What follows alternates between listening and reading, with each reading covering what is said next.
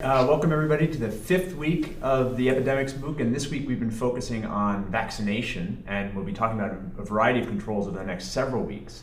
We've got a lot of great questions on the forum this week about vaccination, and joining us this week as our special guest panelist is Professor Vivek Kapur, who's a professor of microbiology here at Penn State, who has some background in vaccination. Great, well thanks, and thank you again for having me part of this really interesting course. Delighted to be here. I'm a veterinarian by training. My doctoral degree was in evolutionary microbiology, actually more in microbiology, where we tried to develop a vaccine for chickens and birds.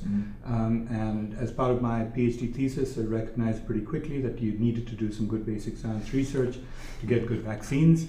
And we were very lucky, and that really started me off on a career path where I've been really interested in developing vaccines using basic science knowledge. Thank you.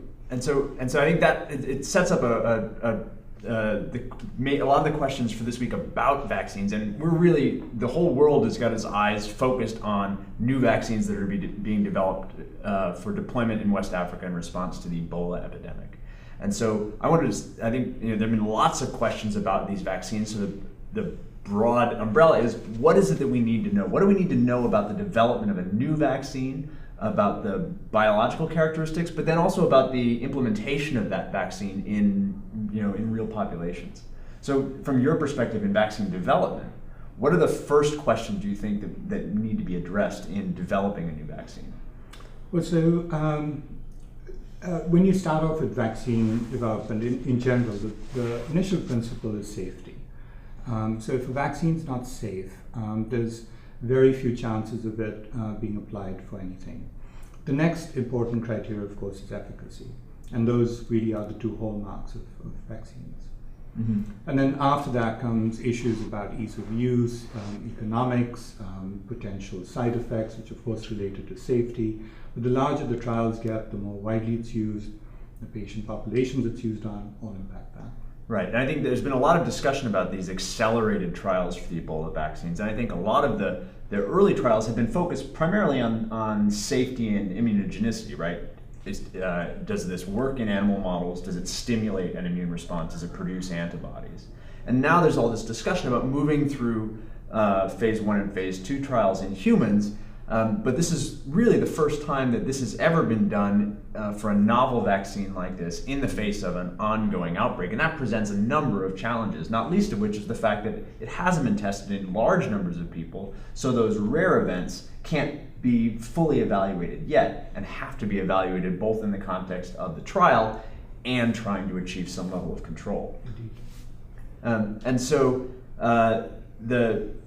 There are really two primary goals of a vaccine, especially in the context of an outbreak response like this. One is the primary impact, or the direct impact, of protecting the individual who's vaccinated, but also the community level protection, the herd immunity that we've talked about in the course, right? And that onward protection, that secondary protection.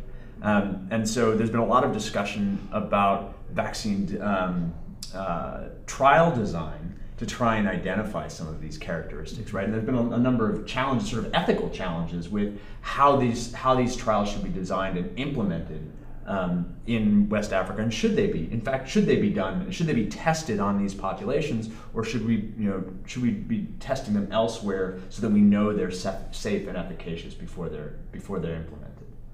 But the fundamental issue is that the efficacy you can only look at out of that context in terms of immunogenicity. Beyond that, for efficacy, you just got to do it in the field. How else are you going to do it? Whereas many situations you can do challenges, and so experimental challenges, but we're not in that ballpark here. Yeah. Right. So it's going to have to be field tested for efficacy.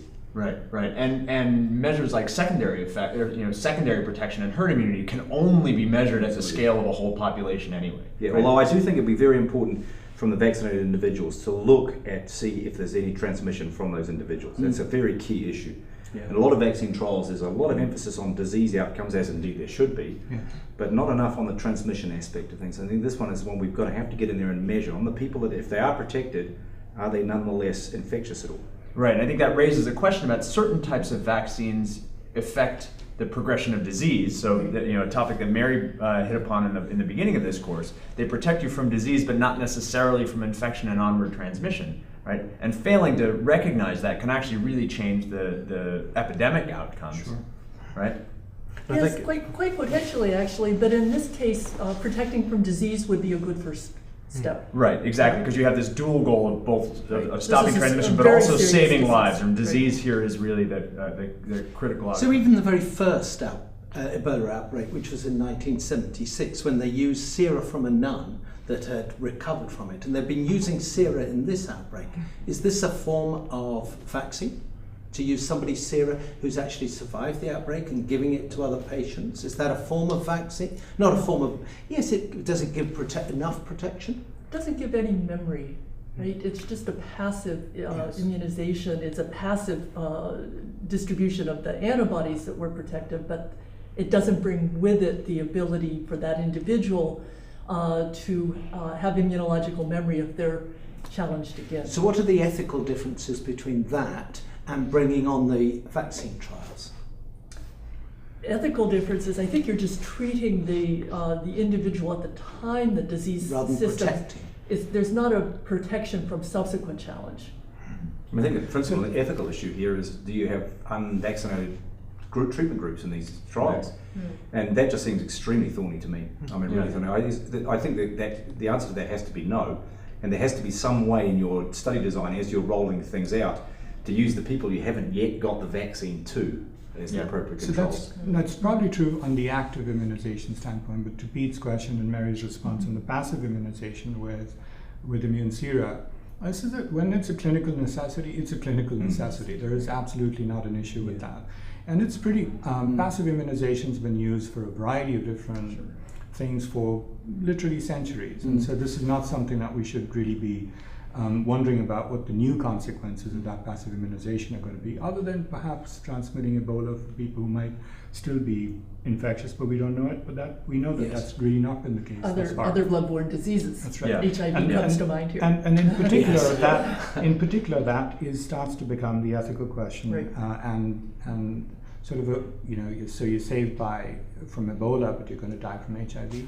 So we're hearing that their Ebola vaccine may be available in 2015, and there's quite a lot of welcome, trust, and people are funding this. This is looking wonderful. But hell, why wasn't it here last year? Why didn't we have the ability to say, oh gosh, we've got an Ebola outbreak? After all, we've known about Ebola for a very long time. So this is the big dilemma, where there are a multitude of vaccines, potentially efficacious, safe, candidate vaccines that are out there, sitting on shelves. This particular vaccine that is being fast-tracked right now, there were actually vials of it packed up and left somewhere in Iowa. Or I'm making that up, but the company was in Iowa. I was good. I was a good place to leave vaccine. Indeed, this has been an issue where there's no market demand, and that's really the dilemma. So if there's no good customer for these sorts of vaccines, what do you do? So it's a business issue, not a health issue. It is almost entirely a business issue when you come to this stage. This is thankfully not likely to be a very difficult pathogen to immunize against. So it's not an HIV, it's more like a rabies, if you will, where in fact there's a strong likelihood that the existing approaches are going to give long-term protective immunity. Yes, there'll be differences in how you vector them or how you deliver them, but in the main, I think you can get long-term protective immunity from these. At least that's what the studies show. So why don't we have vaccines against all diseases? Why don't we just make these vaccines and then we've got the recipe there and we'll just pull them down when we need them? Simple answer is that because there's not good evidence that you can mount a protective immune response against all of these diseases. So if we have good examples of that, we can typically make a vaccine. And it really just preempts that response, right? It means that you don't have to. And so this really leads into the second question that I want to get to in today's Ask Us Anything.